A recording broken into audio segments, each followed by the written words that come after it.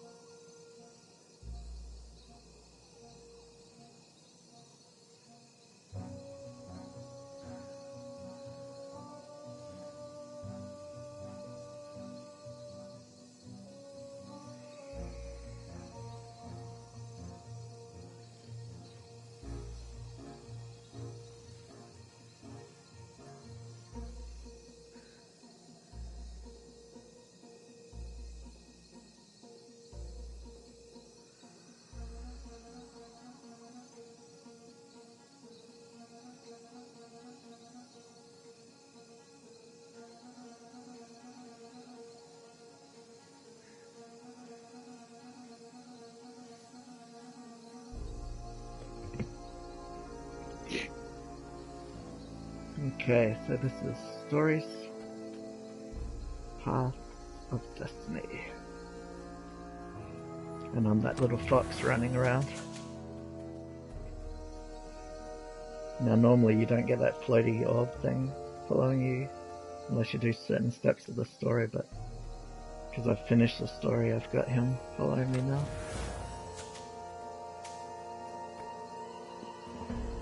Switched to my green sword and healed. I should have done that before I picked up all those mana replenishing things, or energy replenishing things. Which way to go? What's up here? Probably just another chest. Yep. Energy, that's what it's called in this game.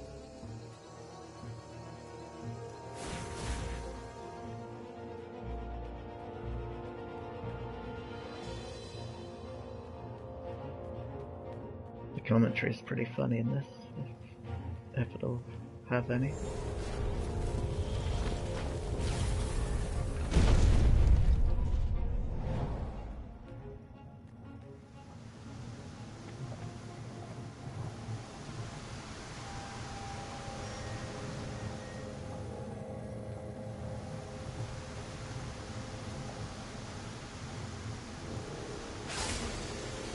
You don't want to get in those beams because it hurts you. As you just saw then, I lost nearly all my health.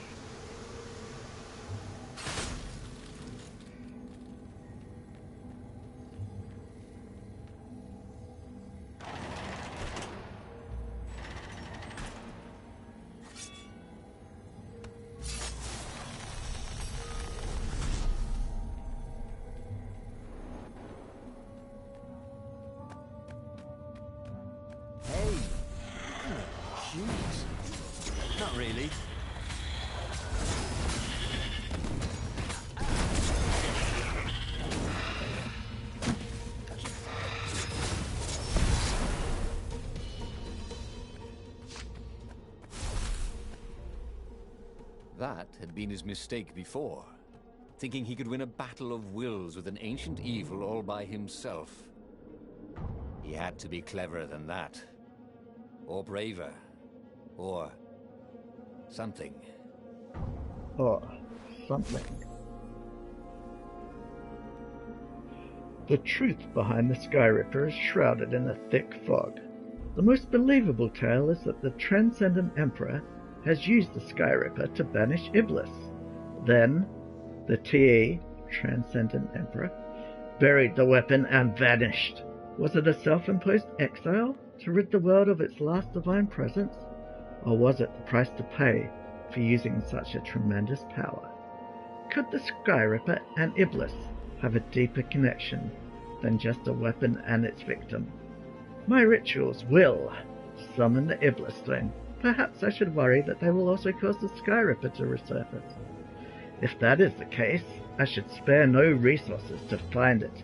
A weapon that can banish a god is an invaluable bargaining chip. Should the Old Ones decide to double-cross me, it is in their nature to try. But gods are predictable, and I can rely on that to always be one step ahead. Emperor Isengrim 3 Secret Journal.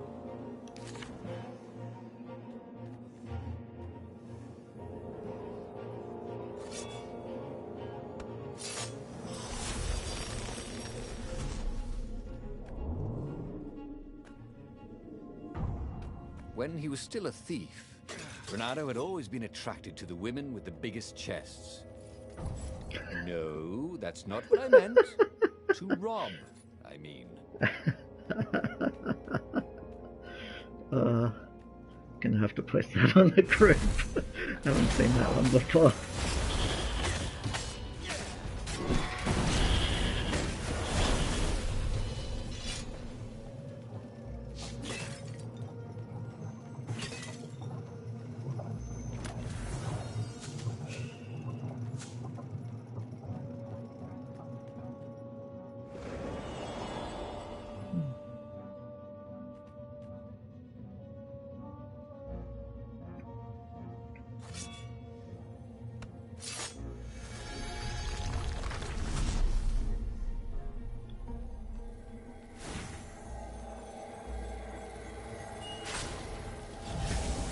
Sleep tight, thought Renato.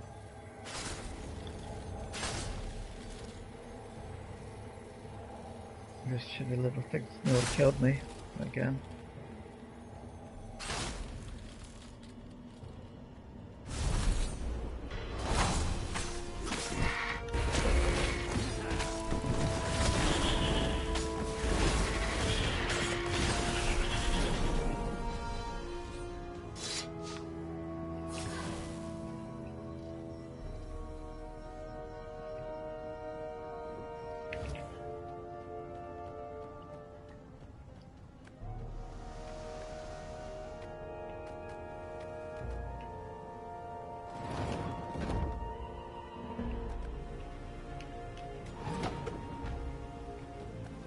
I can cross there, but I'm going to go this way to get a chest.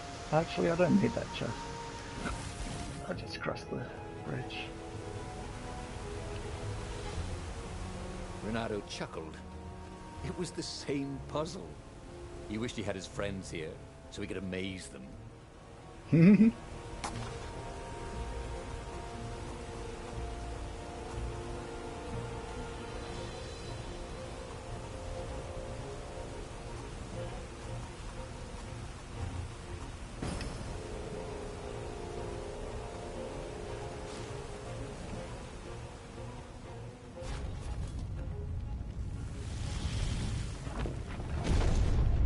There it was. Sky Ripper's armature. The stuff that dreams are made of. Engineers' dreams, anyway. The device was intricate. No one alive had the skill to make a thing like it. How is it part of a weapon at all? He'd have to ask a scientist. But first, he'd get the second piece. Sky Ripper had a heart. A core that had come to rest on the next island. Well, there was another island he could reach. Zenobia had just invaded it with her father's Raven battalions. She must be encamped there still. But fighting Zenobia now, that made no sense at all. He'd already sacrificed one friend to get this armature, was it? He didn't need to hurry to face her. She would find him.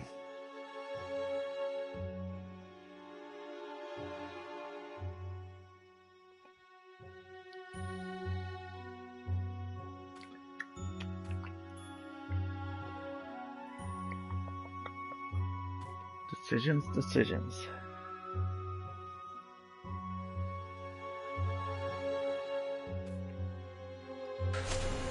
Renato asked himself why he changed course to confront Zenobia.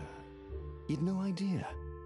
Sometimes he would just do things, and he could never figure out why he'd done them. Usually, they worked out.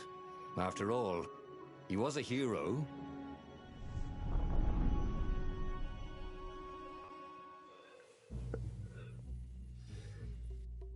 The truth is, though, he wanted to see her, wasn't it? It had been a dozen years since Swordfu School. He'd followed every rumor about her, every scrap of news. Not that he still loved her. After all, she was his enemy. No, it was solely because, know your enemy. All right, maybe he should stop pretending. He knew exactly how she felt about him. But their love affair always ended with a tragic death. Unless, maybe he could find a way to dodge tragedy. Surely he could, couldn't he?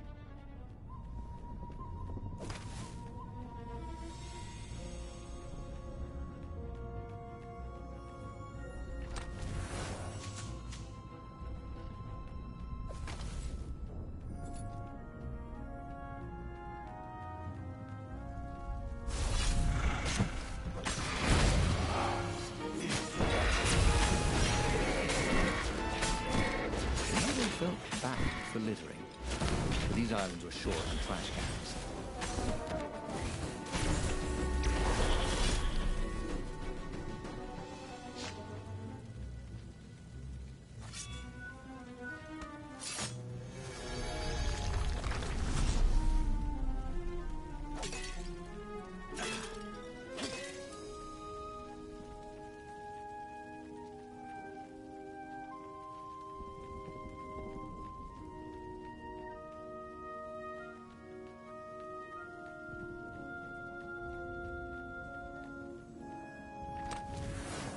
Ooh, sparkly, thought Renato.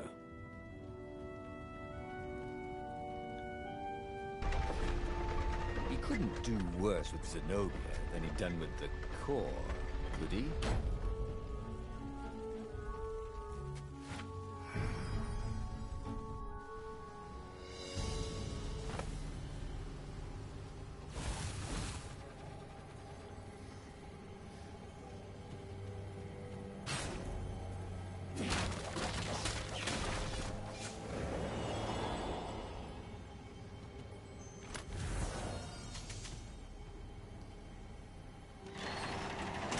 Renato wasn't entirely sure how he was going to capture Zenobia.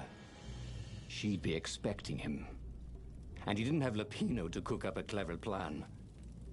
Why was it again that he hadn't got the core?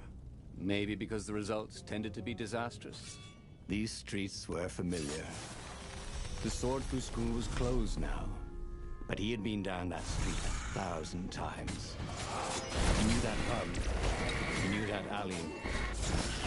He knew the alley behind it much too well. No wonder Zenobia had chosen to invade this island herself.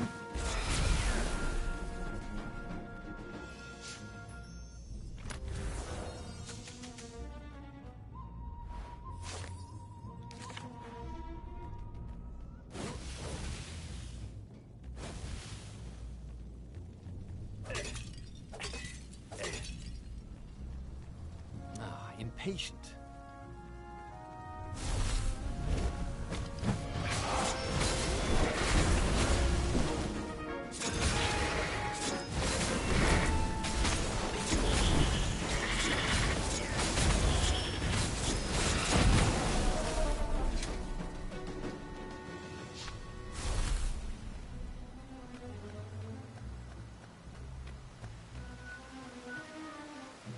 Renato slinked through Zenobia's ship, making no sound at all. Where were her guards? Finally, he reached her bedroom. She was curled up on her bed. Oh, he'd forgotten how beautiful she was. How sleek. How soft. He tapped her on the shoulder with his sword. She vanished. And he suddenly noticed he couldn't move except his mouth. In fact, soon he couldn't keep his mouth shut. He told Zenobia everything. Skyripper, the Iblistone, even where the secret rebel base was, until he was hoarse. It was some kind of truth spell. A talky truth spell. She called her father by Farspeaker Toad and filled His Majesty in. But why didn't he get the core? Croaked the Farspeaker in something like His Majesty's croak. Because I missed you, darling. Renato grinned. He doesn't even know why, frowned Zenobia. That makes no sense. It's a trap, shouted the Emperor. I'll meet you at the outpost, and I'll bring my interrogators. If Renato came face to face with the Emperor, maybe he could assassinate him. But maybe it would be smarter and safer to turn Zenobia against her father.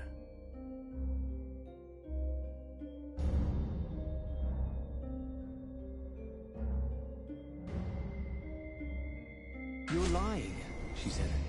Somehow you're lying. The spell hadn't worn off yet. He had to tell the truth. The trick was in making sure she wouldn't believe it. The core is perfectly safe, he said. And he tried his hardest to sound sincere. So is the Iblistone. In fact, I was trying to get them myself. Fine then, interrogators it is, she said angrily. I gave you a chance. The Emperor's interrogators were not especially gentle, even by weasel standards. Fortunately, Zenobia had locked him in the guest quarters on her ship, and she'd forgotten it had a toilet that, like all skyship toilets, could be vented into the abyss. This was not the sort of slippery fox he wanted to be. But just as they were about to land, he threw the latch, wrinkled his nose, and leapt through the open latrine.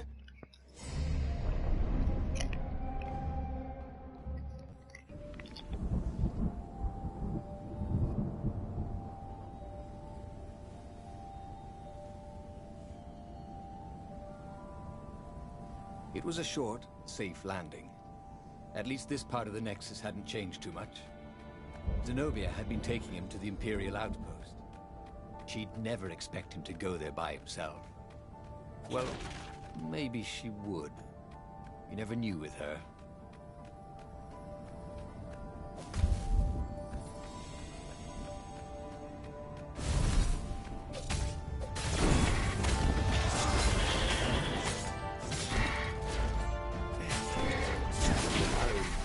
Around the room yelling, oh yeah, that's how we do it. It was something he liked to do, but only after he'd killed all the witnesses.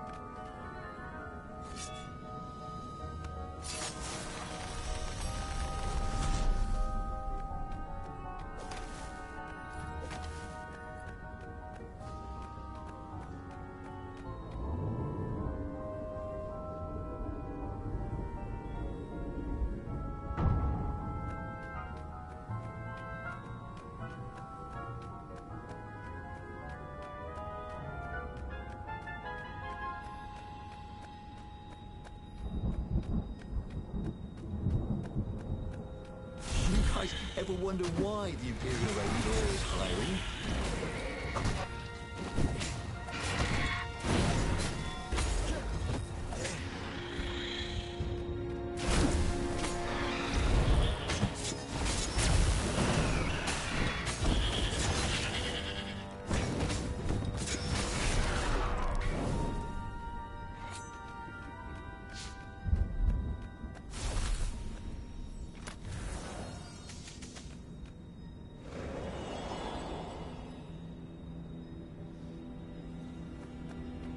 Bernardo knew Zenobia, and Zenobia knew him.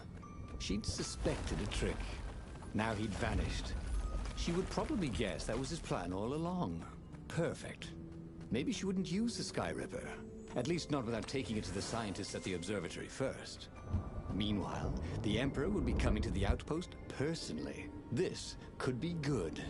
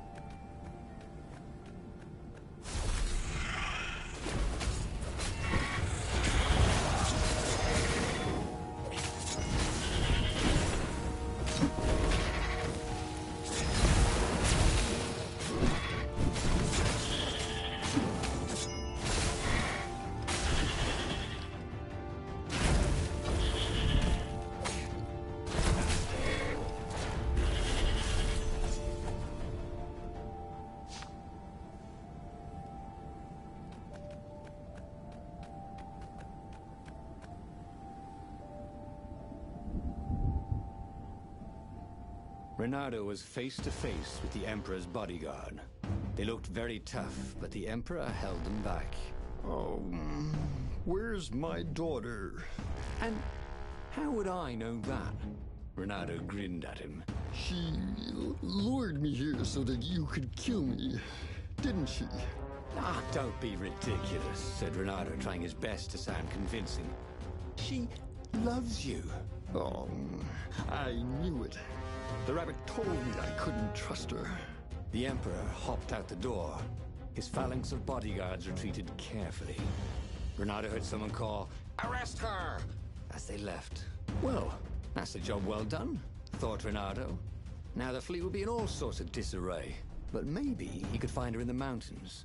She always used to go to the mountains to hide from the world. Maybe he could even turn her against her father. Or maybe he could reap the benefits of the chaos he had sown. It was time to report to the Rebel Council, and then launch the attack on a divided and very confused Imperial fleet.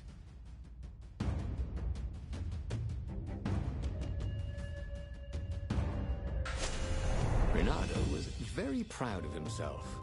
He told the Empire everything, but now they didn't believe anything, and it looked like the Emperor didn't trust his daughter anymore either. There were some advantages to having a slippery reputation, weren't there?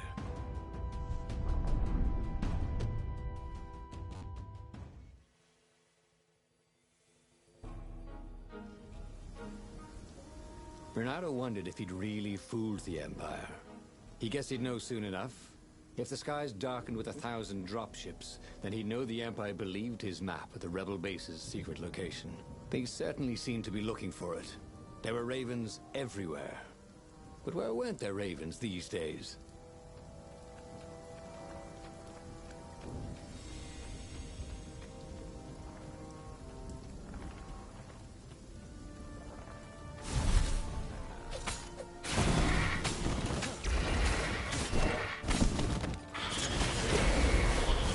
Reynardo wondered how much Hypatia had known about the book she protected. Enough to tell her son to protect it. Enough to tell Reynardo to protect her son. He'd let her down there.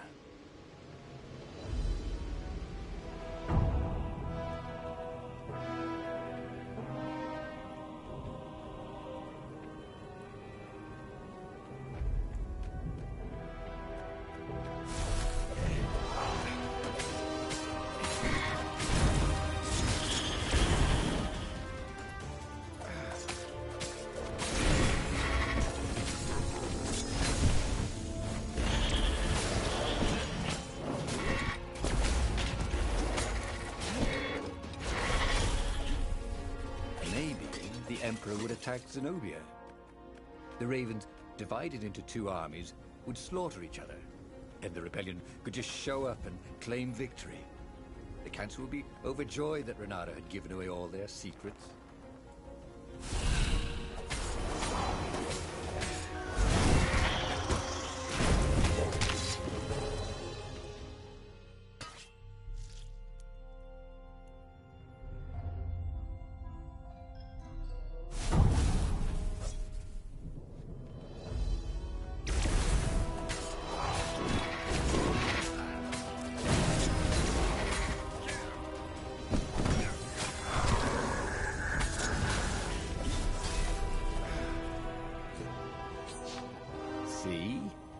It was actually very fine weather, except for the occasional shower of ravens.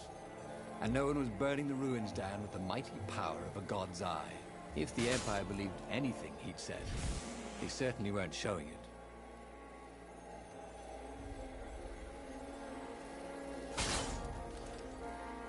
Two eyes good, one eye dead.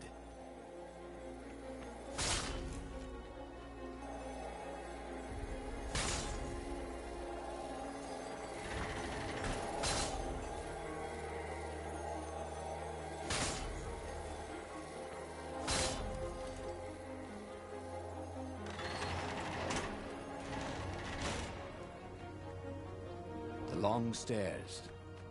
So he was close to the rebel base. Nothing was on fire. So far, so good.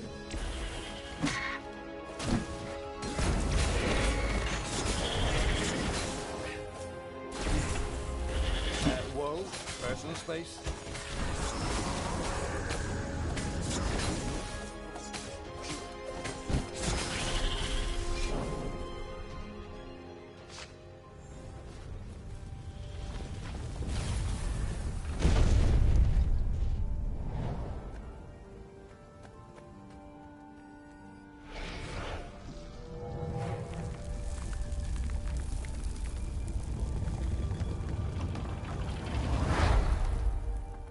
As he told his hilarious adventures to the Rebel Council, he began to realize they weren't laughing. Just staring at him with those big bug eyes. Zenobia let you escape? Asked the speaker. How do we know you're not a double agent? Then I wouldn't tell you about her at all. Maybe you're trying to sound like an idiot, so we don't realize how clever you are, croaked the speaker. No, I promise you, I really am that much of an idiot. Renata was about to say when a half-dozen Imperial ships began to bomb the base. He's betrayed us, croaked the toads, and Renata decided it would be good to be somewhere else. He boarded the Farfarer and got out of there. The wind ruffled Renato's fur the wrong way. So the rebels thought he was lying too? Because a half-dozen lousy dropships had probably just tripped over the rebel base? Okay, technically he had betrayed its location, but not willingly. And he'd made up for it, hadn't he? Then something exploded. A cannon shot. The Farfarer plunged out of the clouds. The rebels had hit his ship. As the Farfarer plummeted towards the abyss, he launched himself into the sails of an Imperial ship.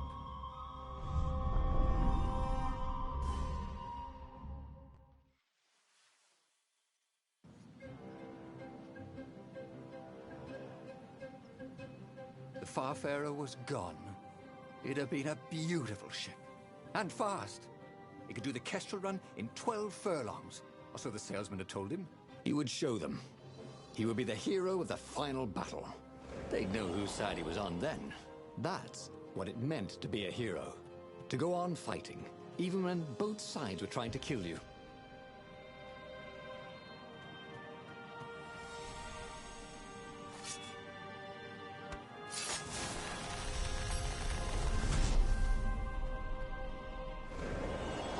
There it was again. The back door to the portal that went to the center of the fleet.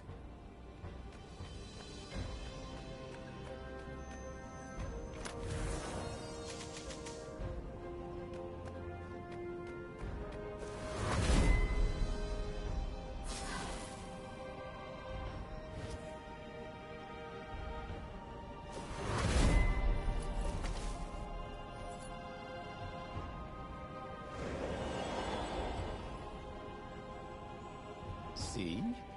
Rebels were fighting ravens everywhere, and not a super weapon in sight. No one was summoning giant murder birds out of the clouds. There were no locusts, no rain of fire. Something blew up nearby, and Renato decided it was not time to stop and ponder. Just as well. He liked acting much better than pondering. Hey, did you guys ever learn to swing dance? Oh, well, too late.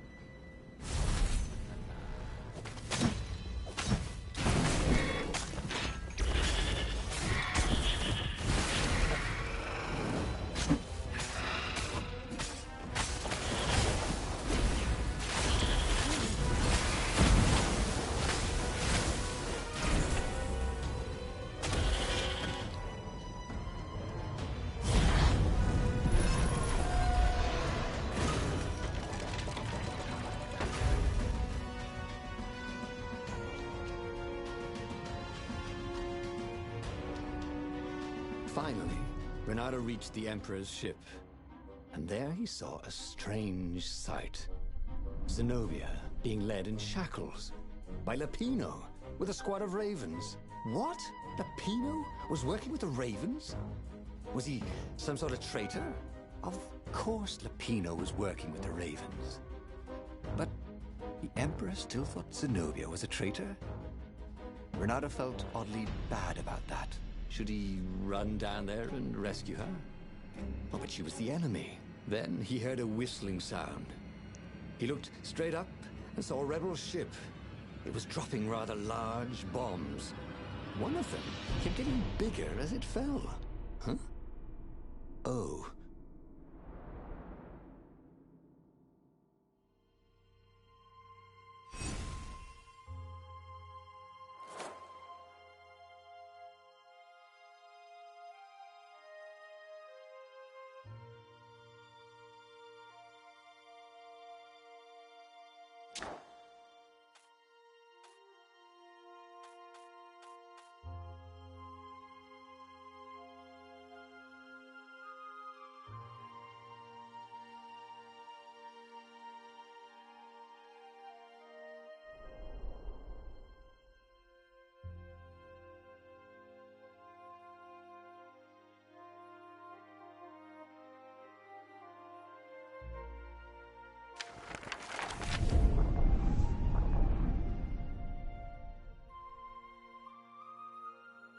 The clouds parted over the Isles of Boreas.